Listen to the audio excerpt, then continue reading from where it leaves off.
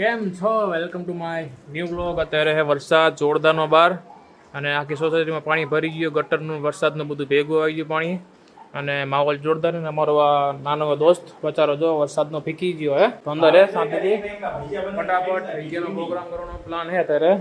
તો અત્યારે ભૈયાનો પ્રોગ્રામ હે મારે ફટાફટ ભૈયા બનાવી ઠંડા મોસમમાં ગરમ ગરમ ભૈયા ખાવાની મજા જ આપી અલગ હે.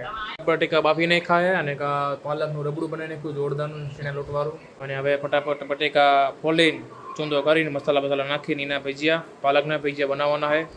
જેને ભાવતા હોય કયા ભજીયા ખાલી કોમેન્ટ કરીને જણાવજો. આ ફોલી નહીં ખાય અને આ ભાઈની જે રબડું બનાવવાનું ચાલુ છે જે પૈતું નથી, ખબર નહીં કેટલા જણાનું બનાવતો હોય. 5-6 જણા કેવું રસોઈ બનાવતી એટલી વાર લગાડે રબડું બનાવવામાં. અને આપણે બટેકા બાફી નહીં ખાય ફટાફટ બનાવવાનું. અમારા જે ભાઈબંધ દોસ્તાર હોય રાજને બેઠો હોય અમારા જુવારી હોય અત્યારે ગોટા બનાવી મસ્ત મજાના જોરદારના. આ ગોટા બટેકાના બનાવી રબડું અમારું તૈયાર થઈ ગયું પડ્યું. આ બાજુ જુઓ ગોટા બની જાય પછી ફટાફટ ભજીયા તરવાના છે એટલે કોઈ લારું પાડતા નહીં. ફાઇનલી અમારા ભજીયા તરવાનું ચાલુ થઈ ગયું છે. આ પહેલો ગાણ, આ બીજો ગાણ. ભજીયા થોડાક આકાર વગરના હે એટલે હાલશે આઈતે બનાવવામાં. પરફેક્ટ ભજીયા તો ન બને અમારા કારીગર નવા એટલે. અને અમારે હજી ગોટા બનાવવાના છે, આના બનાવવાના છે, એક વેફરના બનાવવાના છે. ભજીયા અમારે બનાવવાના છે, ભજીયા ખાવાના છે. જો નજર નાખી બેઠો હોય તો જો એકદમ પોઝ આપીને બેઠો હોય. લારું તો એ પડે મોટા મોટા એક વાત નાખું છું જોરદારના હે.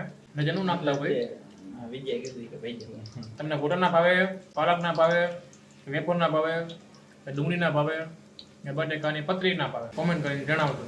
બાકી જોરદાર. ફાઇનલી તમારા ભાઈ કહી દીધા ભજીયા ગરમ ગરમ અને થોડું ઘણું કામ કર્યું છે. બધા વાસણની બધા ધોઈ નહીં ખા. અને એક આ ભાઈબંધ અમારો પોતું કરે, હંજવારી પોતા કરે. અને એક આ ભાઈ નાનું મોટી બીજી વસ્તુ મૂકે આડીવડી કરે. એટલે મસ્ત મજાનું બધા ખાઈ લીધું પી લીધું ભજીયા હમણાં ગરમ. કારણ કે ખાતા ભજીયાનો સીન જ લીધો કેમ કે તમે બધા નજરો નાખો એટલે આ થોડું ઘણું કામ પૂરું કરી પછી વરસાદમાં પાછા નહીં લઈ પછી જઈ